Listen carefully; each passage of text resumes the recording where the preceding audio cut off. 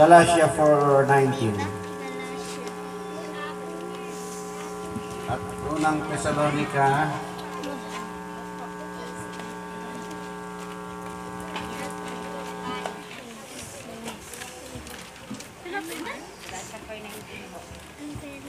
4:19. Lahat magbuklat. Yung katabi ninyo kung hindi nakakasubaybay, kumbaga sa bata, pinadedede. Kahit medyo mabagal tayo. Sabi ni Pablo, maghintayan kayo sa isa't isa sapagkat merong hindi nakakakain.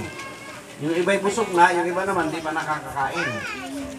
So yan yung ating tungkulin. Pakainin yung nagugutom. So yung mahina sa tagiliran, tabihan. Una siya sa Galatia ay sunod sa Corinthia. 4:19 at unang Tesalonica 2:9. Basahin. Magkano muna ako bago tayo magbasa na. Sino ang babasa? Si Bibi. Si Nini. O, Nini, ikaw raw. Nini, ikaw na halika lapit ka rito sa mic. Ay, bata daw, Nini. Dali. O, Nini. Dito, lapit ka rito. Parang nasa school lang. Para ka lang nasa school. Tapos, ipagbuklat nyo na rin ang 1 Thessalonians 4:19. Ang babasa ay si Bianca. Ba, Galatians 4:19. O, at saka 1 Thessalonians 2:9. O, sige, basa.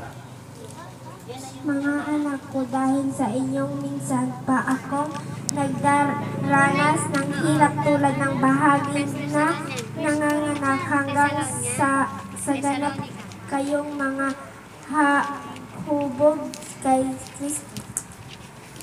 Hubog kay Kristo. Okay. Yung sa Thessalonian, 1 Thessalonians 4, 2:9. Sikat-kat daw. Si Bianca. Mamaya ng sikat-kat. Nay, mga kung paano kami magtrabaho, nagsikap araw-gabi para kami makabigat ng kaninumang habang ipinapahayag namin sa inyo ang magandang balita mula sa Diyos. Sa King James niya, pakibasa sa King James. King James Bible. Galatians 2:9. Hindi. King James, yung si ano? Yung King James. Sino may King James? Na hawak. O, sige, ikaw. Sige, sundan nyo pa rin. Sundan nyo. Makikita nyo yung pagkakaiba ng pagkakaliwag o pagkasulat sa Bible.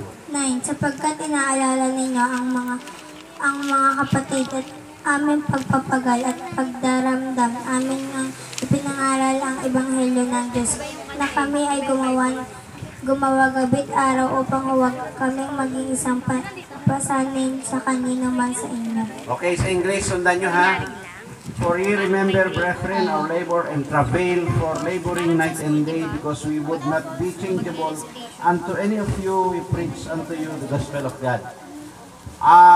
Kung titingnan nyo mabuti, ang pagkakasulat dito ni Pablo sa 2 talata, ministro siya.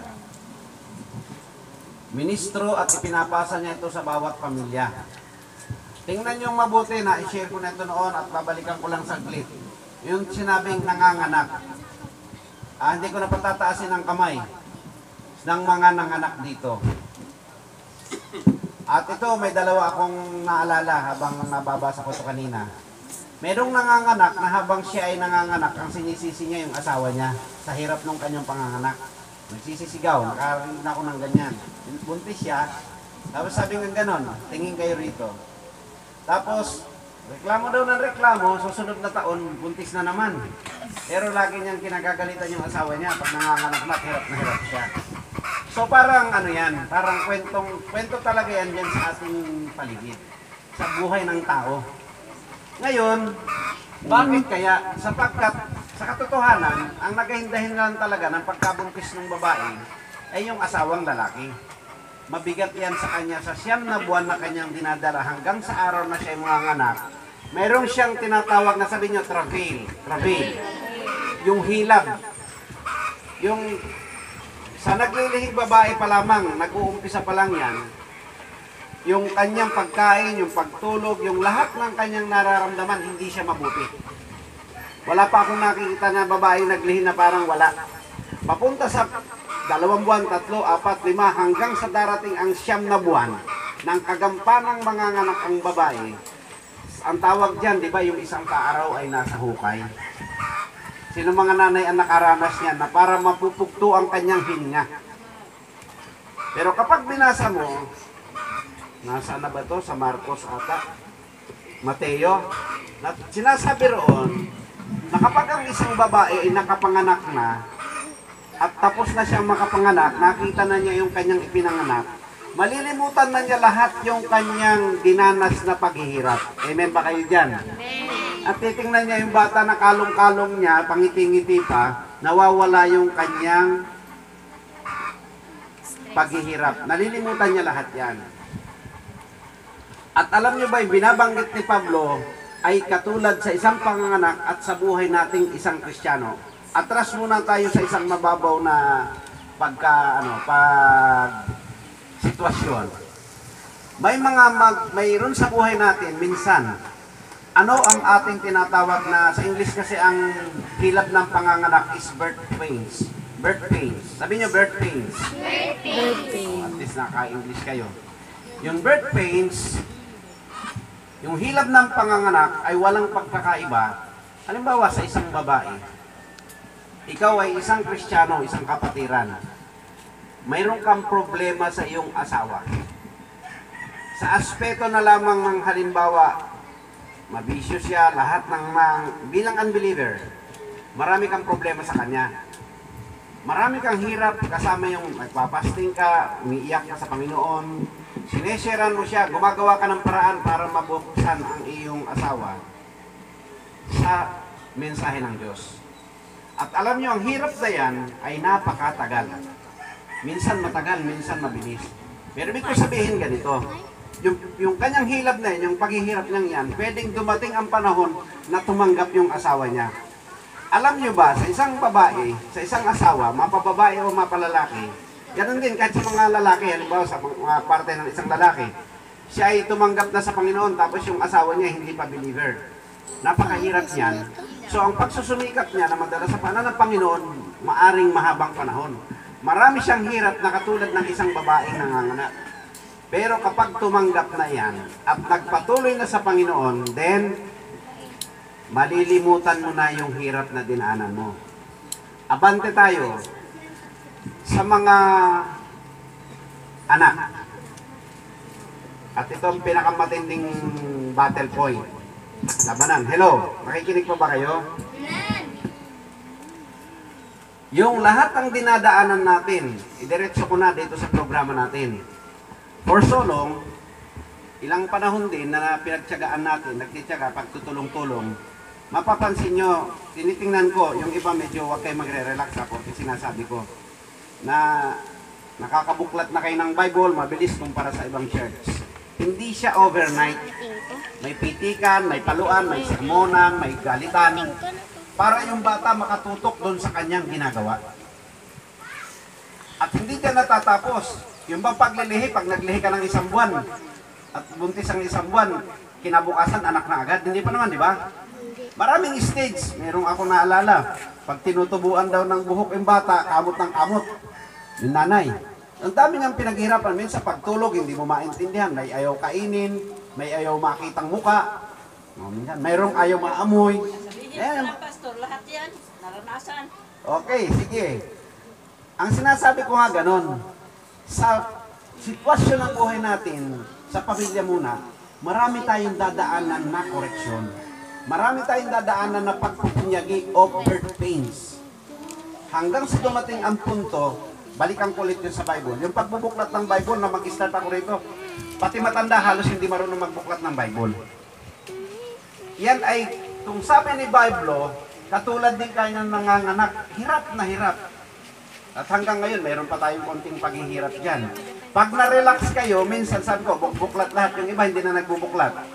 Pero yung hirap ng mga nakaraang panahon, mas mabigat ang paghihirap noon dahil iniisa-isang lapitan para buksan ng Bible. Minsan, ang naging problema pa, walang Bible. Pero along the way, tumatakbo yung panahon, ipinapakita ko sa inyo ha, para hindi kayo nanghihina o iniisip niyo na puro hirap. Basta panganak mo na, malilimutan mo na yung pagod, yung hirap, yung sakit. Yan, di marunong magbuklat ng Bible. Mayroon na namang ibang stage na mensahe ang Diyos na dapat gawin, yung nagte-take note, yung magpapabasa. Ngayon, yung nag-PPDT, ang hirap bumangon sa madaling araw. Maski yung magulang, labanan yan kung pababangunin niya yung anak niya o hindi. Sa mga nagpapaaral, hindi ba mahirap din yung halimbawa, magluluto ka sa madaling araw, gigisingin mo yung bata, handa mo yung paligo.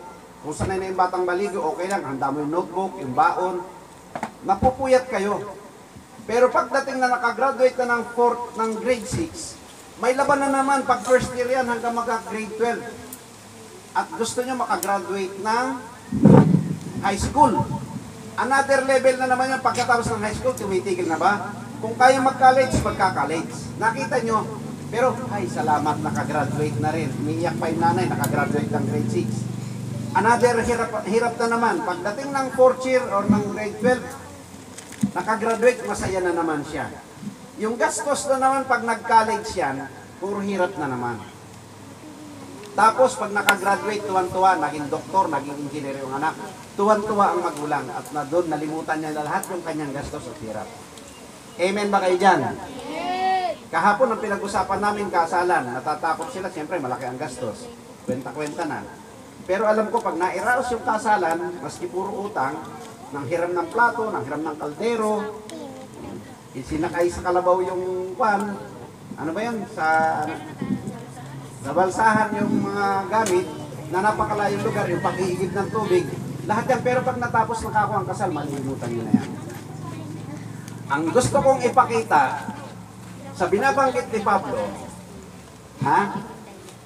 ang ipinagpupunyagi natin yung kaligtasan, buhay na walang hanggan. Amen ba? Amen. Ang sabi ko sa inyo, ganito. Marami tayong pinaghihirapan yung edukasyon. Babalikan ko lang ito saglit. Yung education na talagang hindi pwede, pinapalo ang bata pag hindi pumasok sa school. Talagang sinesermonan, na galit, lalo na kung mababa ang grade.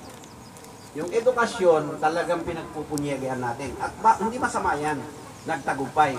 Pero ang sabi ko rito, parang paghinanakit ni Pablo, yung spiritual ng mga tao sa panahon niya, inuulit lang sa panahon natin. Ganyan lang kalaki. Nakikita nyo, salamin niyang lahat ng sinusulat ni Pablo, hindi ako nangangaral ng sarili ko lang. Ang inaaral ko, realidad na nangyari nung panahon ng nangangaral ang Apostol Pablo, inuulit lang sa panahon natin ngayon, bago isara ng Diyos ang grasya ng Diyos. Ang grasya niya. Kailangan makuha ninyo na yan. So, yung spiritual na bagay, ganyan lang natin binibigyan ng porsyento. Pag sa school, sinabing umattend ng meeting ng Sunday, hindi kayo tatanggi. Kailangan pumunta, maghagilap ng pamasahe kahit wala sa budget, pupunta sa school kasi may meeting ang teacher. Ginagastusan natin yan. Pero pag sa spiritual, itinatabi natin. Yan yung binabanggit kanina. Yung pagpapahalaga natin sa spiritual na bagay, tabi-tabi lang. Yan ba ang tunay na nagmamahal kay Kristo? Pag itong narinig nyo ito, sinasabi ko sa inyo, at paalala ko lang ito sa inyo, kayo na ang magtanong sa sarili ninyo kung totoong mahal nyo ang Diyos.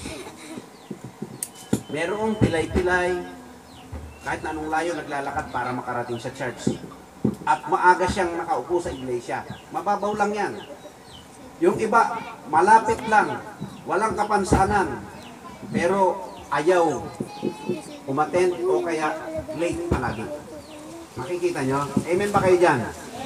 Mabababaw lang yan. Ngayon ganito, pasok ulit tayo sa birth pains. Hindi ito ang paksa ko. Doon sa hilap ng panganganak, kung kayo ay gusto nyo ng isang mas mahigit na tagumpay, hangarin nyo na itong mga binibigay ng Diyos ngayong huling panahon. May mga bata rito, solo sila, pupunta rito, kahit gabi na. Solo nila yan. Maaaring hindi na sila sinabihan ng magulang nila, hindi na sila pinuwersa ng magulang nila, ng kaanak, pero gusto nila. Yan ang magiging connection nyo. Mahirap din yan. Mahirap. Kahapon dito, kung nandito kayo kahapon, tuwang-tuwang umuwi si Brother Saddam, ang saya-saya kanya nung gawain doon. Naglaro. Alam mo yung edukasyon na Yung edukasyon sa eskwelahan, magagamit dito para yan ang maubos ang oras. Yung fourth year, pwede makapagturo sa mga hindi nag-aral. Inuunti-unti natin pati yung hindi nag-aaral sa eskwelahan. Alam nyo kung yan ay mababakante ang oras? Yung hindi nag-aaral sa eskwelahan, punta lang siya rito, matututo siya. Pagpasok niya ng ALS o sa school, may knowledge na siya. Alam nyo, ang nagpapasira sa bata, pakinggan nyo to ha. At dito kayo kailan magtagumpay na nasasaktan kayo pag pinapaalalahanan. Yung bakanteng oras ng bata. Nagtataka kayo bakit malukwarm yung bata. Bilang magulang, naranasan ko yan. Sinesermonan natin, pinapalo natin yung bata, pero may kulang tayo kasi yung programa ng bata hindi kumpleto. Ang gumagamit ng bakanteng oras ng mga anak natin, kaya salamat dun sa mga magulang na nagsusumikap madala ang anak nila sa gawain. Tinututukan nila. Yung mga kapatiran naman na tumututok dun sa mahina, bahala ang Diyos sa inyo na magbigay ng biyaya riyan. Yung hindi makabuklat ng Bible, pinagbuklat mo yan, bahagi yan ng ministry. Yung sumundo, bahagi yan sa ministry. Kung halimbawa hindi sunundo, nasaan yan? Maring naglalaro, nagpipiko, naggogoma. Alam niyo ba pagdating ng takdang panahon, yung goma hindi na yan. Hindi na goma ang touching ng bata pagdating ng edad ay 15 anyos. May laman na yan na pera. Sugal na ang gagawin talaga. Paano nasisira ng demonyo ang kabataan? Dito ang tinuturo natin kung ano ang realidad ng Bible na nangyari sa unang panahon. So kung kayo may nararamdaman na parang hilab ng panganak, tiisin nyo yan. Huwag nyo i-abort yung bata. Sinong magulang dito, ang likot-likot yung bata ka, pahirap ka, sasaksakin mo para patay yung bata sa loob. Walang ganyan. May diferensya ang isip niyan. Ganon din dito sa atin, pag may dinadaanan tayong paghihirap, huwag natin siyang labanan. Humingi tayo sa Diyos ng kalakasan na magtagumpay tayo doon sa bagay na to. Dahil sa kabila nito, parang bagyo, pag bumabagyo, ang napakadilim ng paligid. Pero alam nyo, sa likod ng unos na yan, ng bagyo, nandun lang yung araw. Paglipas ng bagyong yan, yung araw sisikat ulit at magkakaroon ng ulit ng liwanag. Ganyan lang din kahit dito sa ministeryo. Hindi ko ito ministry natin lahat ito at particular sa mga anak natin. Amen ba? Sa asawa natin. Paano gagamitin yung mga anak natin doon sa mga asawa natin hindi pa tumatanggap sa Panginoon? Nakita nyo maraming programa. Bakit inihahanda natin yan? At lahat yan ay dadaan sa isang para kayong nanganganak. Pero lahat, yung bang nanganak, isang beses lang. Minsan, marami, ilang beses nanganak. Ganon din dito sa ating mga programa. Marami tayong dadaan ng parang pinagbubuntis natin. Pag naipanganak na natin, tagumpay. Another level na naman, makaanak na naman. Dumami ang anak. Do, re, mi, fa, sol, la, ti, do. O, di ba? Ganon yan. Marami ang anak, maraming hirap, pero marami naman siyang tagumpay. Dito, pag sa Bible, pag sinabing baog at hindi nanganak, walang kwentang babae. Kaya bakit mahalaga ang babaeng nanganganak? Makalagay yan sa Bible sa 1 Timothy 2:15. So pag tayo, nanganganak spiritually na ipapanganak natin yung ating mga inaalagaan dito, kahit konti pa lang tayo. May mga batang hindi na kayang alagaan ng kanilang magulang physically. Pag may nag-ampon na iba yan, masaya. Lumaki yung bata ng hindi basagulero, napag-aral pa, naging doktora minsan, naging professional. Ay, salamat, may dag-ampon sa kanya. Lalo't higit dito sa iglesia. Buhay na walang hanggan na nakataya rito.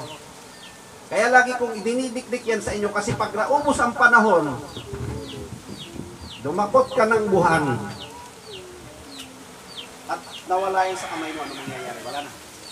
Tatandaan nyo yung grace period ng Diyos. Salamin yung mga nangyari sa mga anak natin, kapatid natin, magulang natin. Ano ang buhay nila espiritual. Tandaan nyo, mahindik kayo, matakot kayo. Hindi ito baliwala sinasabi ko, kaya paulit-ulit ako. Salaminin natin ano nangyari sa una kong anak, sa panganay ko, sa pangalawa ko. Itong hawak-hawak mo, karga-karga mo sis na yan. Dapat hindi maulit. Kung mayroon man, ano parang ganon. Itong mga katabi ninyo, mga anak ninyo, lagi nyo itatanim sa isip nyo, Panginoon, wag nang maulit yung nangyari doon sa nakaraan ko. Yan yung tunay na pagsisisi. At paano gagawin mo dyan? Oh.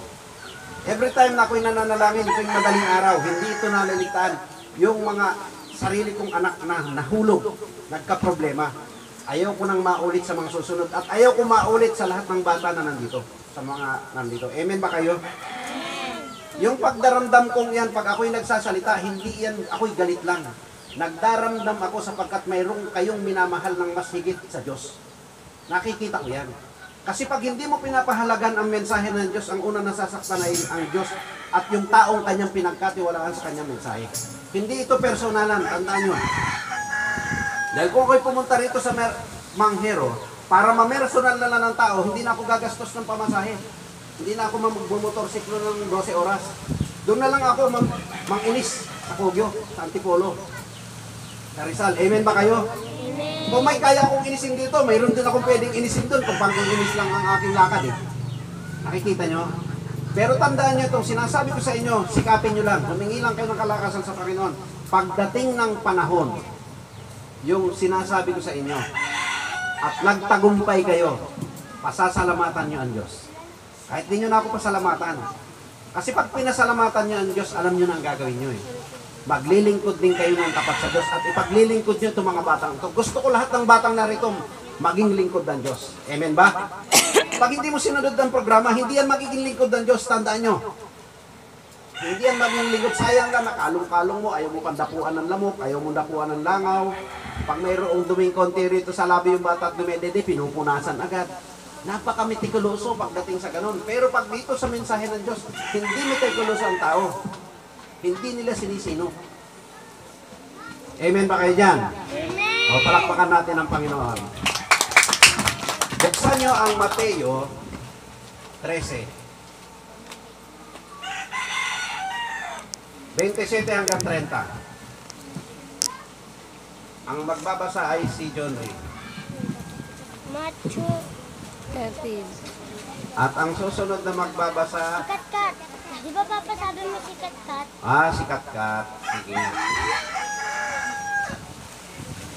47. Magsunod dito, lapit kayo natin. 47 to 51 sa'yo, Katkat. Dito ka doon eh. Buksan mo ang Bible pag makasiskin.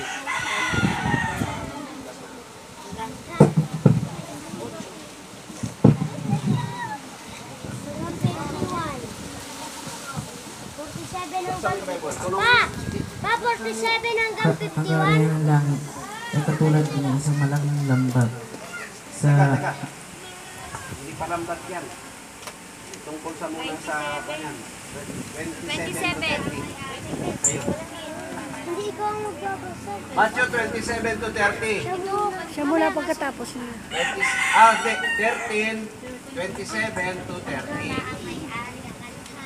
Okay, tapos sa'yo Katkat ay Matthew 13, 47 to 51.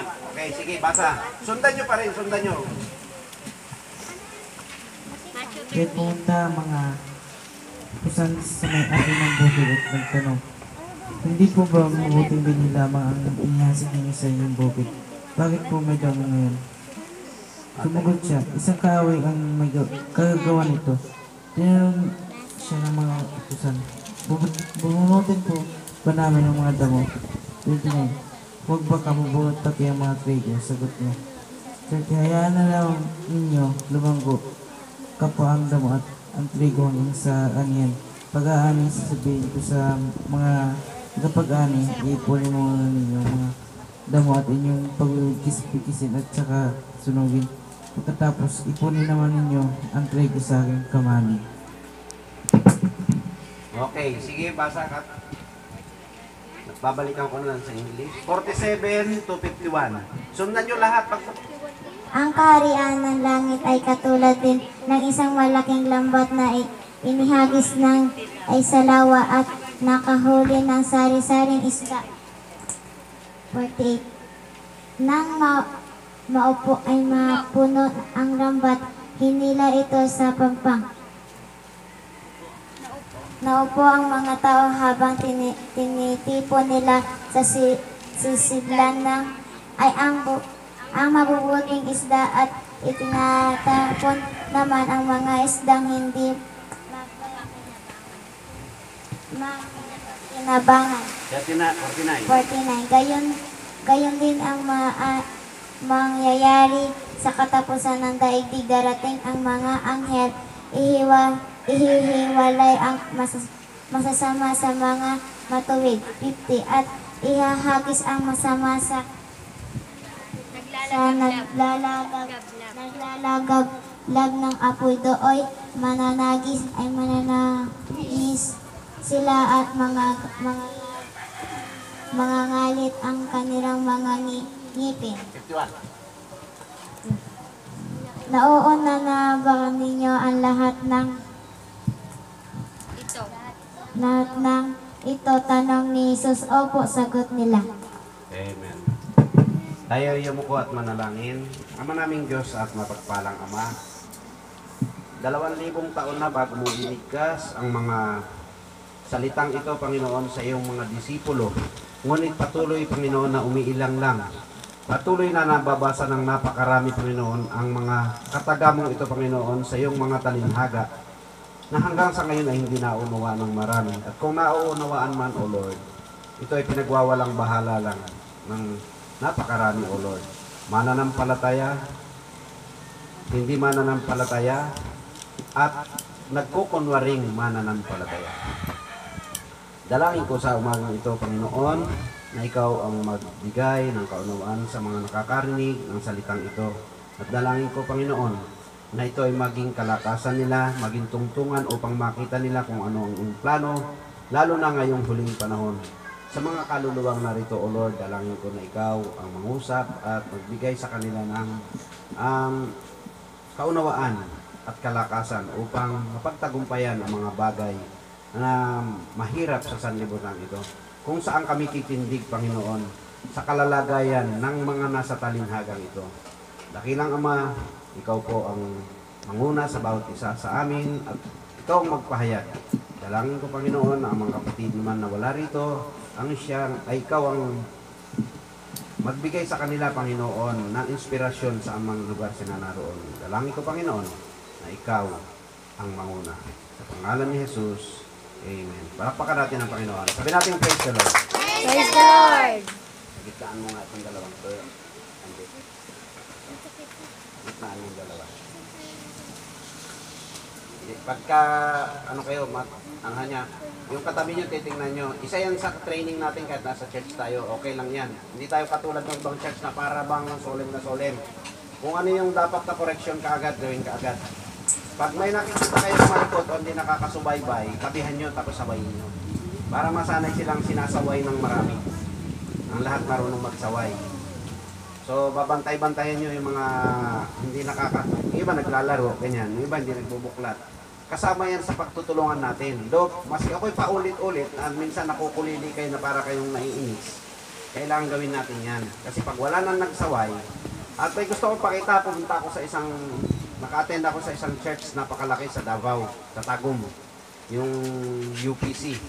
Ang UPC talaga napaka-metikuloso nila sa pananamit, Pero along the way, nakita ko, nagpabaya na yung pastor. Alam mo kung anong kalalagayan, mas masahol pa ron sa dating pinanggalingan natin. Ano na sila, wala nang control. At yung pastor, hindi na siya makapagsalita sa member. Otherwise, pwede mag-alisan. Pwede mag-alisan o pwede magtampo sa kanya kasi hindi na sanay na pinagagalitan. Kung papansinin nyo ang Ephesians 6:4, yung nakasulat dyan na, basahin nyo ito mamaya ha, yung provoke not your children to wrath. Huwag niyong ipamungkahi sa galit ang bata.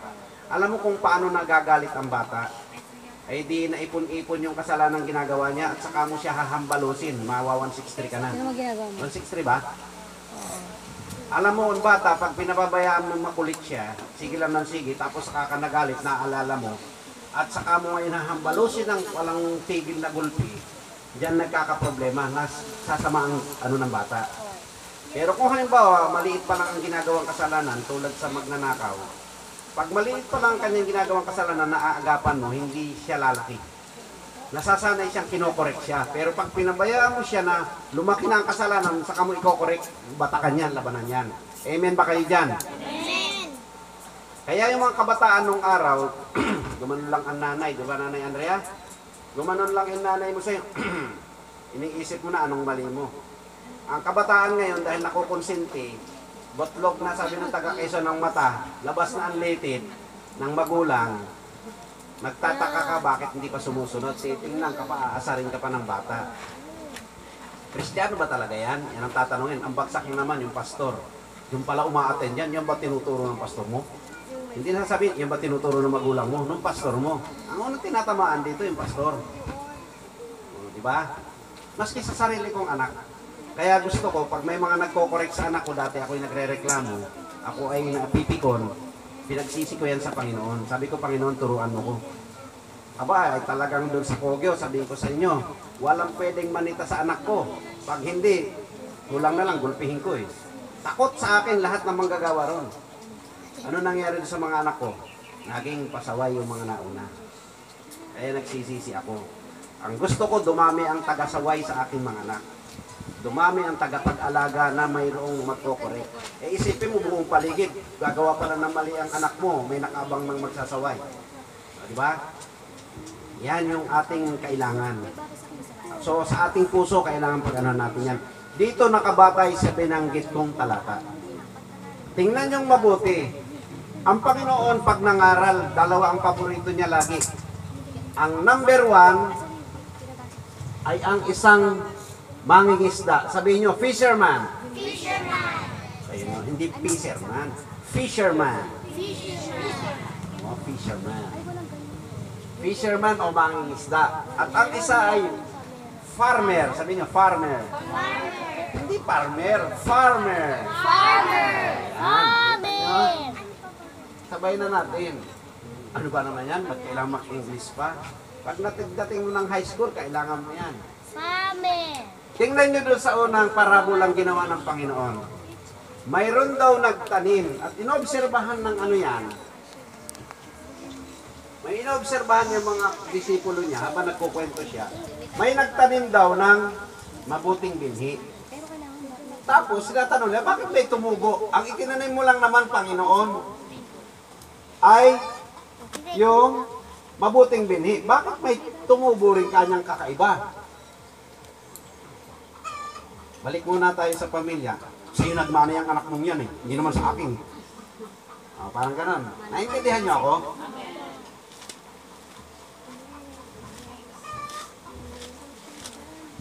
Dalawang binhi. Yung isa, tanim ng Panginoon, binhi.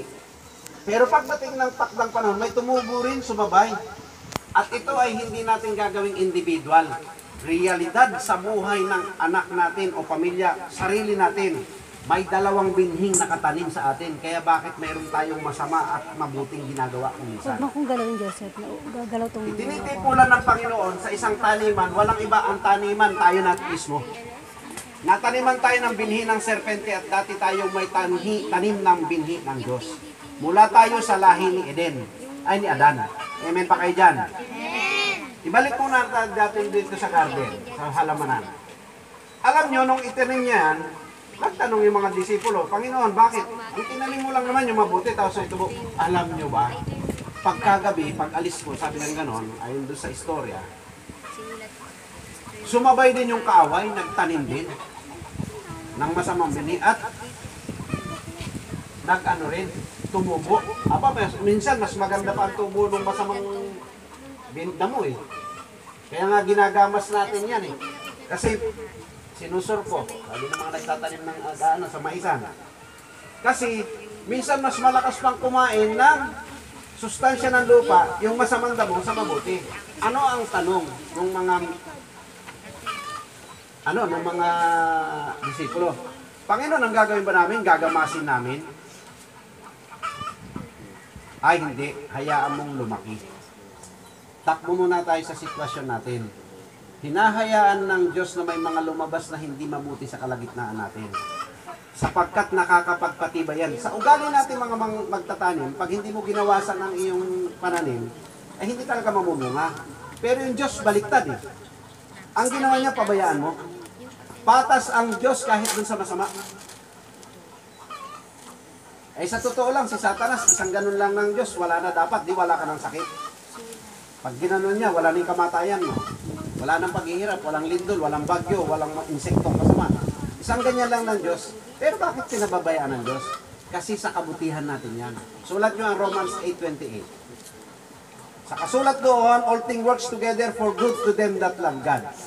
Ang lahat ay pinaglalakip-lakip ng Diyos sa ikabubuti nung umiibig sa kanya. Alam nyo ba itong mga problema na aksidente asawa mo, nagkasakit? Alam nyo bang inalaw ng Diyos yan para ikaw ay tumibay? Kasi alam ng Diyos, sabi ng ganon, ikabubuti mo yan dahil umiibig ka sa kanya. Amen ba? Walang maka-amen. Amen. Pambihirang Diyos yan. Binigyan niya ako ng problema, nagkautang-utang tuloy ako. Oh. Pero hindi, nawalan tuloy ako ng trabaho, wala tuloy akong pera. Pero ang totoo niyan, nakikita ng Diyos dahil mahal mo siya na kahit dumaan ka sa mga ganyan, mamahalin mo pa rin siya. So, katulad nito, pinayaan ng Diyos na tumubo para tumibay ito. Tingnan nyo sa Matthew 13 yan, yung nalagay dun sa tabing gilid ng kalsada. Sino nakaalala niyan?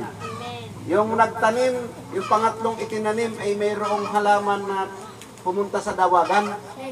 Panginoon, sabi niya sa dawagan, at ininis. Yung dawag, nang iinis yan.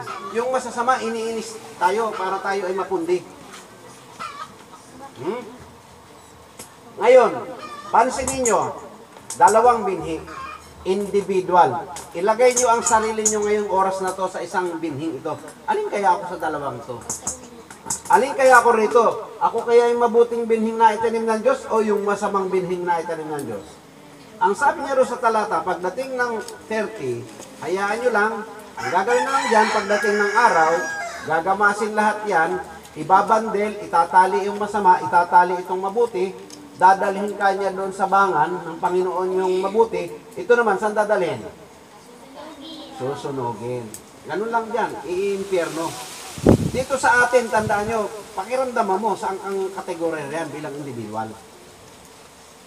Ikaw ba yung kasama sa susunugin? Paano ko susunugin? Mabuti naman ang ginagawa ko. Oh, another question na naman yan. Mabuti ka ba talaga? Ang usapan dito, may bagay kang alam. Totoo, pero sinasadya mong labanan. Yan yung magpapalagay sa'yo para isa kang tail. Sabihin nyo, tails.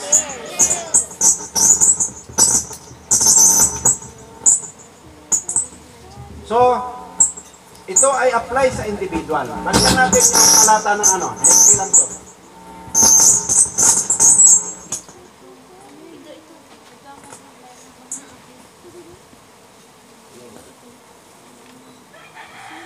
Hello. So, ito.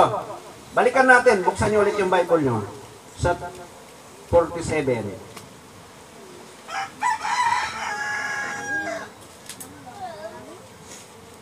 Yung mic doon, walang dahil niya. Ang talatang ito ay halos pareho lang. Ang kaibahan lang nitong nauna, sa 27 to 30 is parang individual at nagtumutukoy sa isang halaman. Dito naman iba. At ito'y nagagamit, itong talatang ito ng 47. Buksan nyo ha, babasahin ko ulit sa English. Sundan nyo yung Bible nyo, sundan nyo para na i-compare nyo. 47 to 51. Pag nagbasa ko ng English, para nakikita nyo yung meaning, ganun pala sa Tagalog to, yung English. Matututo ba kayo? Huwag kayong mainit. Huwag kayong mainit. Hindi nyo makukuha sa school yan. Hindi magaganyan ng turo ang teacher sa school. Titingnan nyo kung yung pala ibig sabihin. Yung harvest, ani. Oh. Hindi kayo isa-isahin na ganyan. At dapat nakafocus kayo. Sundan mo, daliri nun. Yung daliri itong isa, padaliri nun. 47. Yan. Yung daliri niya, ball lapis, tutok mo. Susundan. Ganon, yan. Sige, sa 47, 13:47. Again, the kingdom of heaven is like unto a net. Ano ang net? Lambat. Lambat. That was cast into the sea. Ano yung sea? And gathered of every kind. Which when it was full, ano yung full? Puno. They drew to shore. Ano yung shore? Pampang. Sabi nyo, pampang. Pampang. And sat down and gathered the good into vessel. Ano yung vessel? Lalagyan. But cast the bad away. Ano yung bad away? Masama. Itinapon daw yung masama. Inipon sa lalagyan yung mabuti. Napapansin nyo? Dito sa puno na ito, yung isa tinali, nilagay doon sa bangan ng Panginoon. Ito namang isa nilagay saan?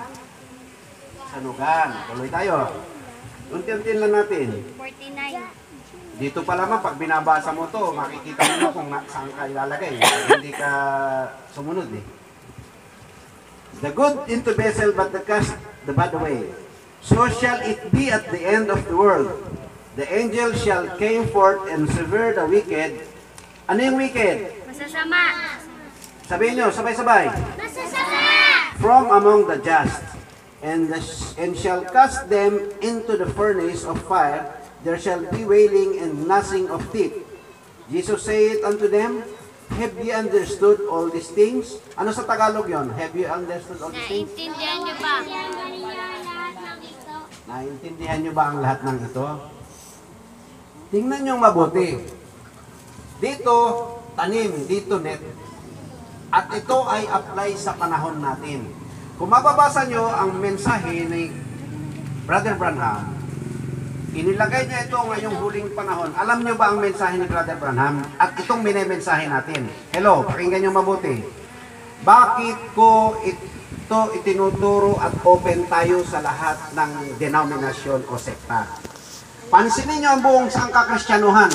Pag ikaw ay nandun sa grupo ng ganitong sekta, babawalan kang umattend sa sektang yan. Dito, halimbawa yung sektang ganito, grupo. Pag doon ka umaattend, ikukulong ka na lamang doon, bawal ka ron. Pag doon ka sa kabila, bawal din. At tatakutin ka na sasabihin, nagkakommit ka ron ng spiritual fornication. Mali sila. Ang tunay na iglesia ay ito. Lahat bukas ka. Kung nasa katotohanan ka, wala kang iiwasang relihiyon o sekta. Bakit ganito ang ating paraan? Pwede sa atin, kahit yung grupo ng, papangalanan ko na para at least alam nyo, magbigay ng pangalan ng isang sekta na umaten dito. Teka saan? El Shaddai, Katoliko, Baptist, lahat. Alam nyo kung bakit? Sasabihin ko sa inyo, lahat yan ay may katotohanan. Sa mensahe ni Brother Branham nang gamitin siya since 1933, at ito ang aking iminemensahe. At paraan. Ang ginawa niya, nagmensahe siya ng kakaibang mensahe, tinipon niya lahat ng reliyon. Inipon niya lahat dun sa malaking net na to. Alam mo ba ang mensahe niya nung umpisa? Pag binasa ninyo ang history ng God's General ng ginamit ng Diyos sa loob ng 20th century, itong taon ng 2000 to 1900 hanggang 2000. Alam niyo ba, siya ang mayroong gift o ministry na bumuhay ng pinakamaraming patay. Siya ang may pinakamaraming record. Alam niyo, mayroon siyang yung maiksi ang paa na ganyan. Sa miracle sa milagro. Yung mga minana niya, kila Benihin, yung Jesus Miracle Crusade, yung mga Pentecostal, minana lang nila yan, yung mga gift na yan. Kay Brother Branham. Hindi ko siya tinataas, pinapakita ko lang muna para makikita niyo. Mayroon isang pangyayaring ganyan, maiksi talaga ang paa ng bata. Pagdating ng ikapitong anghel, pagpula nung kamay niya, kasi hindi siya nagpapagaling, may nakaantabay sa kanya mula pagkabata na anghel, yung ikapitong anghel. Pag pumula yung kamay niya, nilay-hands niyang ganyan, kitang-kita niya parang x-ray yung sakit ng tao, kahit anong klaseng sakit. Pag nilay-hands niyang ganyan, kita niya yung sakit, sinasabi niya agad. Alam niya kung taga saan ka, wala ka maililihim sa kanya. Kasi may anghel na nag-guide sa kanya. Mayroong may paa, maiksing ganyan, kitang-kita ng mga tao, talaga humahaba, umexakto, sumayad sa lupa. Naranasan dito, mayroong bosyo rito, yung ang tawag doon, yung malaki. Goiter. Nalaglag talaga sa lupa, gumulong. Alam niyo kung bakit sabi niya ganon? Hindi naman yan, demonyo yan. Pag pinag-aralan yung demonology, lahat ng sakit natin galing sa demonyo yan. Ang ginagawa lang niya, ang gift niya, pag dumating yung pahit ng Diyos na nandyan yung anghel, aalis talaga yan. Walang sakit na hindi gumaling at nasa history yan. Nasa history ng sangkakristyanuhan. Hindi pwedeng i-challenge ng kahit sinong grupo yan, yung grupo na nang gamitin si William Marion Branham. Hindi ko siya tinataas. Pinag-aralan ko ang lahat ng ginamit ng Diyos. Inaral ko kung sino yung mga historian na mga mangangaral sa buong mundo. Sila Benny Hinn, si William Seymour ng Pentecostal, sila Jackpo, mapangalanan ko yan. Sila Wigglesworth, halos lahat ng mga ginamit. Pati yan sila Catherine Kuhlman. Si Catherine Kuhlman, actually, kahit si Benny Hinn, ikwento ko lang sa inyo. Pumupunta siya ron para manalangin sa puntod ni para makahingi raw siya ng anointing kay Catherine Kuhlman, isang babayan. Talagang pag nagsalita si Catherine Kuhlman nung araw, pag sinabi niyang halika rito, pinagaling ka ng Diyos, talagang galing ka agad. So, ibig sabihin, ang pinapakita ko roon, pagdating dun sa first pool o mensahe ng tungkol sa gift of healing, miracle, walang lalagpas dito kay William Marion Branham. Hinahabol talaga siya ng tao. Ang nangyari, ang mga denominasyon, ang mga sekta, lapitan sa kanya, lahat. Lapitan. Nagagawa niya ng sabihin, ikaw tagarian, nandito ka, ang asawa mo ay si ganito, papasok pala ng pintuan. Teka, ganito ka, sa Germany, ang bahay mo, ang street ay ganito, at to ang number. Ang anak mo ay ganito, ganyan. Walang sablay ang kanyang sinasabi. Kasi talagang gift ng Diyos. So, ginamit siya riyan para matipon niya lahat ng sekta sa buong mundo. At yan yung sinasabi ko sa inyo, wala tayong pinipiling sekta. Ang isinishare lang natin yung Word of God. Ngayon, ang problema, pagdating ng panahon, nung nagtuturo na si Brother Branham ng malalim na salita ng Diyos, nag-aalisan ng mga tao. At alam nyo ba, yan yung kaganapan sa huling panahon, na yung lambat, inihagis niya, nakuha yung napakaraming isda ng lahat ng klase ng sekta at denominasyon. Nakuha niya ngayon. Pagdating sa dulo, nung nagtuturo na siya ng malalalim na bagay, unti-unting lumalabas na ngayon yung mabuting isda at yung masamang isda. Alam niyo ba kung anong sinisignify ng dagat? Pagdating sa Bible, ang ibig sabihin ng dagat ay yung karamihan ng tao. Maraming tao, milyon-milyon ang pumupunta sa krusada niya. Para hantayin lang yung gift of healing. Yung mga milagro, yan ang habol nila. Pero nung nagtuturo na siya ng salita ng Diyos, ang ginamit niyang lambat. Pagdating ng panahon, matagal din siya nangaral, mga 1933 to 1965. Unti-unti nag-aalisa na yung tao. Yung salita mismo ng Diyos ang nag-aalis sa kanya. Para makita, ma-identify yung... Ano ba yung isang tawag yan? Good seed? Just? Oo. Sabi niya ganon, and shall come forth and sever the wicked from among the just. Ito sabi niya. Tingnan nyo ha. Sa 48, sundan yung 48. And gathered the good into vessel. Inipod daw yung mabubuting isda sa lalagyan at itinapon saan? Yung bad away, yung masama. Ganon din daw sa huling panahon, yan yung mangyayari sa atin. Kung paano yung inipon na masamang damo, na tanim, ay iipunin at susunugin, ganun din dito. Gusto kong ipakita ito sa inyo, ganito kasimple lang. Na parang lang ako yung nagkwento, kaya ako sabi, kabisado na yung talatang yan. Ito ay nagsisimbolo anong kalalagayan tayo mayroon. Tayo mismo ang susuri sa ating sarili. Kasi ang mensahe natin ay hindi mensahe nung kabilang iglesia. Nung iglesia sa bayan. Halimbawa, doon iglesia sa bayan, sa parte ng Baptist, puro salvation lang sila. Encouragement, maniwala kay Kristo, tanggapin mo si Kristo, ayos na. Yan na naintindihan nila. Ang lahat na, minsan ka naligtas, ligtas ka na. Sa iba naman, itaas mo lang ang kamay mo at iwagayway, pagpapalain ka. Bukas, meron ka ng blessing. Yan yung abot ng iba. Ang gusto kong ipakita rito, may nauunawaan na tayong mensahe ngayon dito sa ating kalalagayan. At ano yung mensahe yan?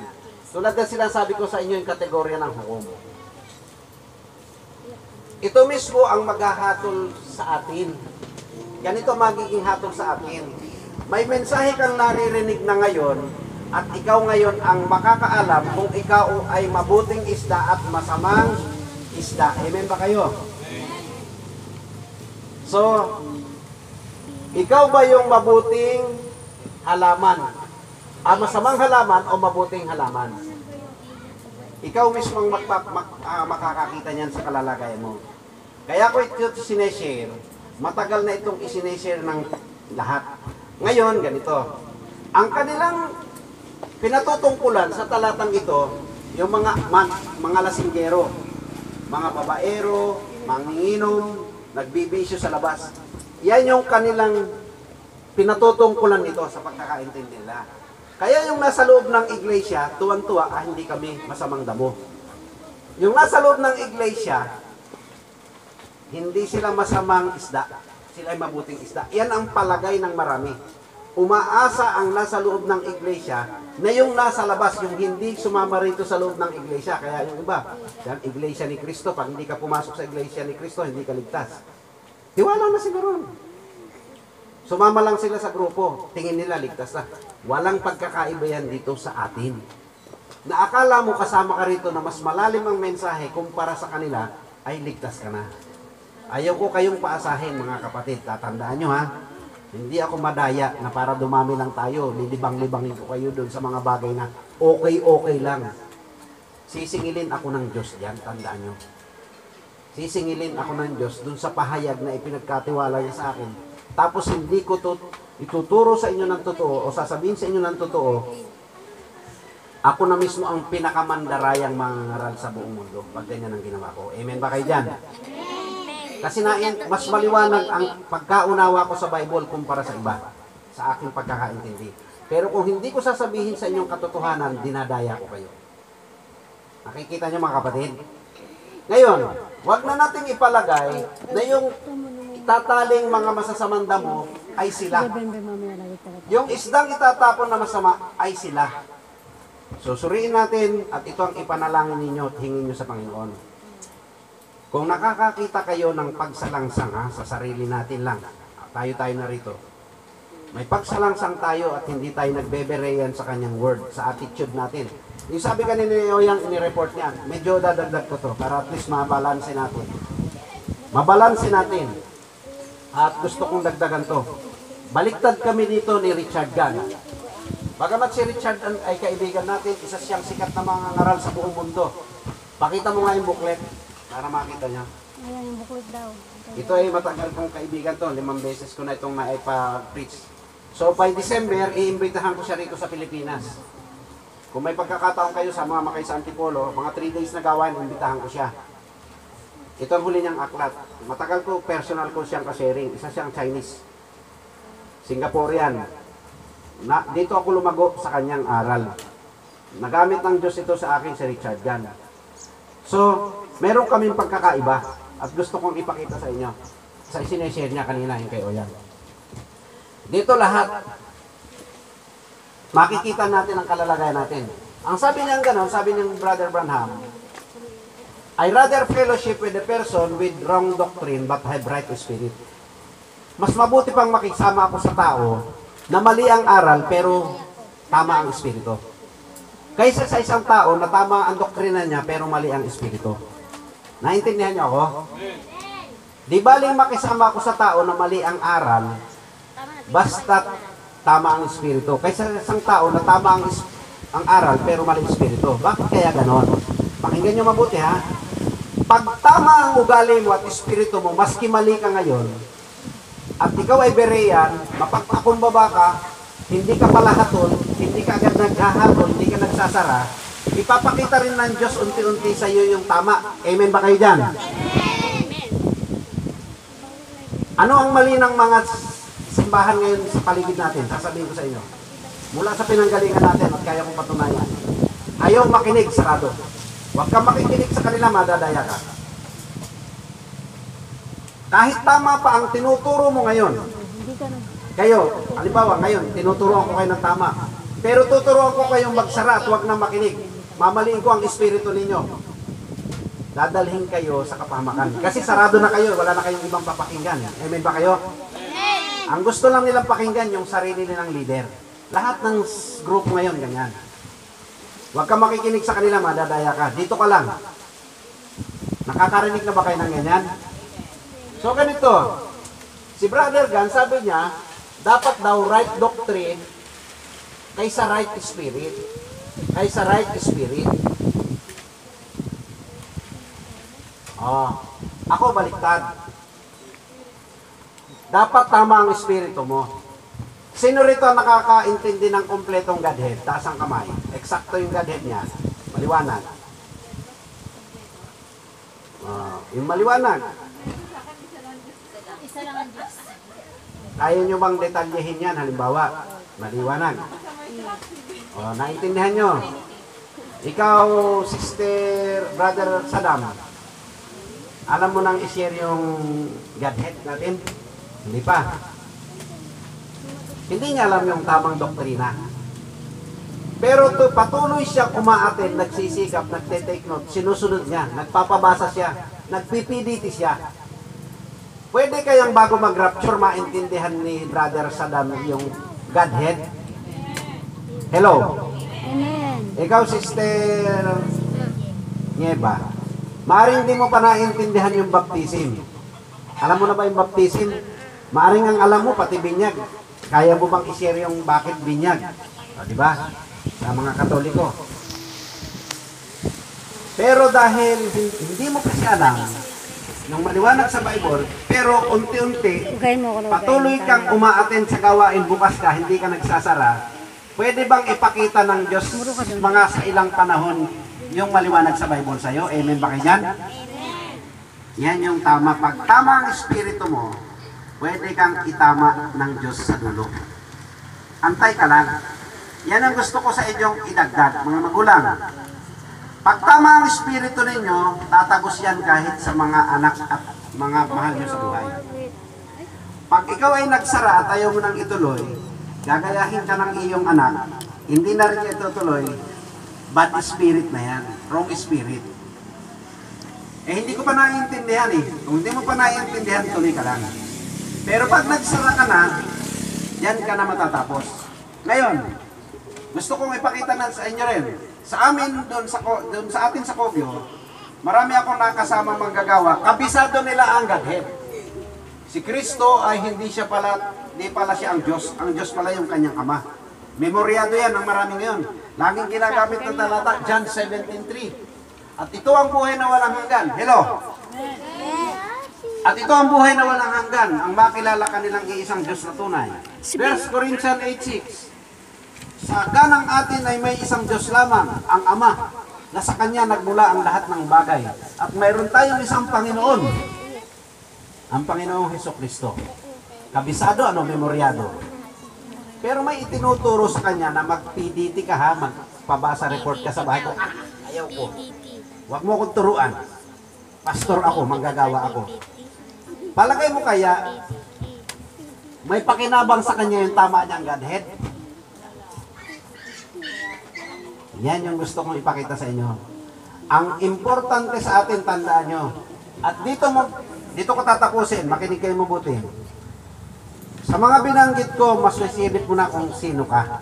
Ikaw ba yung puno na mabuti at masama? At ikaw ba yung isdang mabuti at masama? So pag pinagtagal mo yan, pwedeng ikaw yung itatapon. Pero maraming pagkakataon, nandiyan pa ibiyaya ng Diyos, na kailangang sinupin natin itong bagay na pinagagawa ng Diyos. Hindi tayo sisingilin sa mensahe ni kung kay Kibuloy o kung sino mang mangangaral, hindi kayo sisingilin diyan. Hindi kayo sisingilin doon sa mensahe ni Pastor Tondon. Nagpapangalan ako para at least alam nyo. Ni Pastor Niloy. Sisingilin kayo doon sa naririnig nyo rito. Amen ba kayo? Amen ba kayo? Amen! Hindi kayo sisingilin kung sino mang mangangaral ang nasa buong mundo. Sisingilin kayo doon sa bagay na narinig mo. Ang sabi nga, yung mga Israelita, hindi sila siningil ng Diyos doon sa mensahe ni Noe na gumawa ng daong. Sinita ba, bakit hindi kayo tumulong maggawa ng daong? Hindi naman tinanong na gano'n eh. Hindi rin sisingilin si Solomon doon sa mensahe sa mga Israelita. Ang sisingilin kay Solomon, kailangan itayo niya yung templo. Nakikita nyo? So mga kapatid, gusto ko kayong magpatuloy.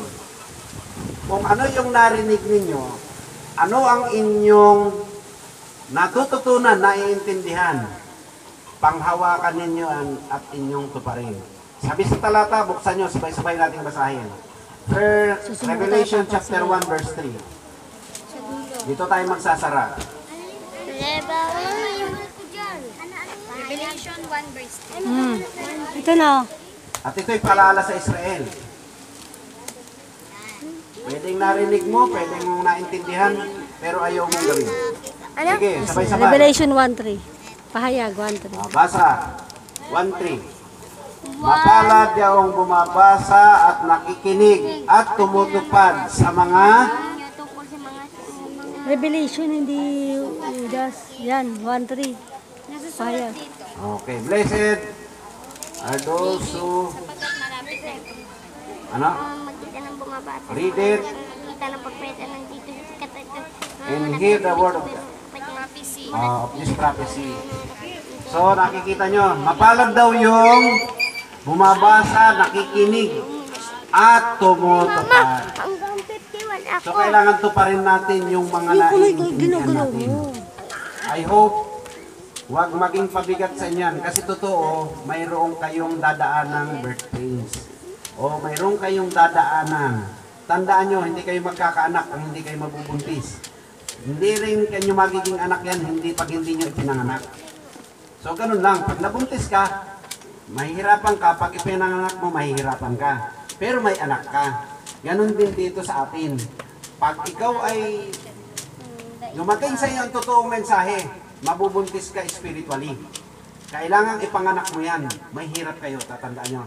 Kailangan nyo yang maganap sa inyong sarili, sa inyong asawa, sa inyong anak, sa inyong apo sa tuhod, sa ating mga kapatiran. Magsiyukog tayo at tayo ay manalangin. Ang maraming makapangyarihan sa lahat, ikaw ang